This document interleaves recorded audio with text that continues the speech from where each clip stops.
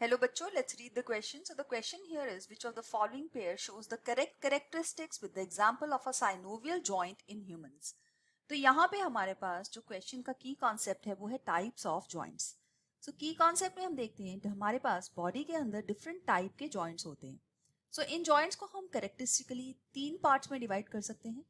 Number 1 type of joints होते हैं fibrous joints, जो कि इमूवेबल जॉइंट्स होते हैं, मतलब ये मूव नहीं कर सकते हैं.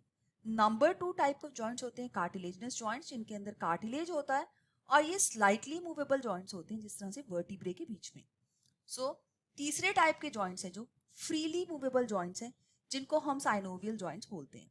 इनको साइनोवियल जॉइंट्स इस वजह से बोला गया है क्योंकि इन दोनों बोन्स के बीच का जो जॉइंट एरिया है वहां पे एक कैविटी होती है जिसको कहते हैं साइनोवियल कैविटी. और इस साइनोवियल कैविटी के अंदर फ्लूइड होता है जो कि है साइनोवियल फ्लूइड. तो ये साइनोवियल फ्लूइड जो है ये हेल्प करता है लुब्रिकेशन के लिए, ताकि फ्रिक्शन प्रिवेंट हो सके दोनों बोन्स के बीच में जब ये दोनों बोन्स आपस में मूव कर रही हैं एक दूसरे के ऊपर. So this prevents the friction. Now let's see कि यहाँ पे क्या दिया गया है. ए पार्ट में दिया गया है fluid filled between to joints provides cushion, और आगे दिया गया है स्कल बोन्स. स्कल बोन्स इस तरह के जॉइंट्स नहीं होते. स्कल बोन के बीच में साइनोवियल फ्लूइड नहीं होता है. ये इस वजह से फाइब्रस जॉइंट्स होते हैं और ये इमूवेबल जॉइंट्स होते हैं. तो ये तो ऑप्शन यहाँ पे रॉन्ग हो गई. अब हम सेकंड पार्ट देखते हैं जिसमें लिखा गया है fluid filled synovial cavity between two bone. तो ये ऑप्शन में दिया गया है, जो एग्जाम्पल दिया गया है वो एटलस और एक्सिस का एग्जाम्पल दिया गया है. यहाँ पे हम देखते हैं कि एटलस और एक्सिस के बीच में जो जॉइंट होता है इसको हम पिवट जॉइंट बोलते हैं, और ये एक तरह का this is a pivot joint, और ये एक तरह का साइनोवियल जॉइंट है जो कि फ्रीली मूवेबल है, क्योंकि जहाँ पे साइनोवियल कैविटी के बीच में साइनोवियल फ्लूइड जो है वो होता है.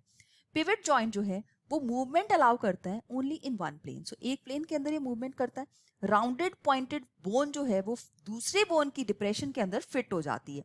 सो यहाँ पे ये बिल्कुल करेक्ट ऑप्शन है. तो B part is the right answer for this question. जबकि सी पार्ट में लिखा गया है lymph filled between two bones limited movement, right. तो यहाँ पे लिम्फ फिल नहीं होता है, यहाँ पे साइनोवियल फ्लूइड फिल होता है, तो इस वजह से ये रॉन्ग हो जाती है. और जहाँ पे साइनोवियल फ्लूइड फिल होगा वहाँ पे लिमिटेड मूवमेंट नहीं है, वहाँ पे काफी अच्छी मूवमेंट है, दैट मीन्स फ्रीली मूवमेंट है, फ्री मूवमेंट है, तो ये भी रॉन्ग है. अब डी ऑप्शन में दिया गया है fluid cartilage between two bones limited movements knee joint. ये भी बिल्कुल गलत है, क्योंकि नी जॉइंट जो होता है वो एक तरह का साइनोवियल जॉइंट होता है और वो उसमें लिमिटेड मूवमेंट नहीं होती है, उसमें फ्री मूवमेंट होती है. तो ये भी साइनोवियल जॉइंट है. तो साइनोवियल जॉइंट के साथ कैरेक्टरिस्टिक जो बिल्कुल सही एग्जाम्पल के साथ मिलाया गया है वो बी पार्ट में मिलाया गया है.